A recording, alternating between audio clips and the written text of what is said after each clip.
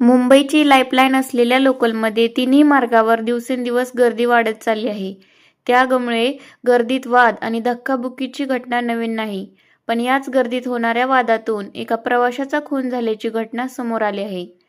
Malad railway स्थानकावर एका प्रवाशाची चाकूने भुसकून हत्या केल्याची घटना घडली आहे. या घटनेमुळे एकच खळबळ उडाली आहे. मिळालेल्या माहितीनुसार मुंबईतील मालाड रेल्वे स्थानकावर 24 जानेवारी रोजी रात्री 8 वाजेच्या सुमारास ही घटना घडली. मालाड रेल्वे स्थानकाच्या प्लॅटफॉर्मवर एका प्रवाशाची धारदार शस्त्र पोटात खुपसून हत्या करण्यात आली. आलोक सिंग असं मृत व्यक्तीचं नाव आहे. लोकलमध्ये किरकोळ भांडणातून आलोक सिंग याची हत्या झाल्याची माहिती समोर आली आहे.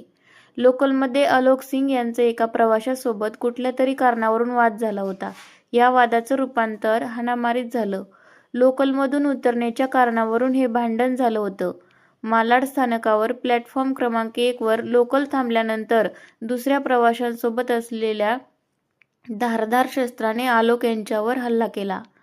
अचानक झालेल्या या घटनेमुळे मालाड स्थानकावर एकच खळबळ उडाली. आलोक सिंग हे रक्ताच्या थारोळ्यात प्लॅटफॉर्मवर कोसळले. हल्ला करणारा प्रवासी घटनास्थळावरून फरार झाला. घटनेची माहिती मिळताच रेल्वे लोहमार्ग पोलिसांनी घटनास्थळी धाव घेतली. आलोक सिंग यांना तातडीने रुग्णालयात दाखल केलं, पण डॉक्टरांनी तपासून त्यांना मृत घोषित केलं. रेल्वे पोलिसांनी मालाड रेल्वे स्थानकावरील सीसीटीव्ही फुटेज ताब्यात घेतले आहे.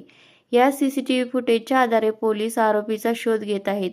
लोकल स्टेशनवर झालेल्या या घटनेमुळे प्रवाशांमध्ये खळबळ उडाली आहे.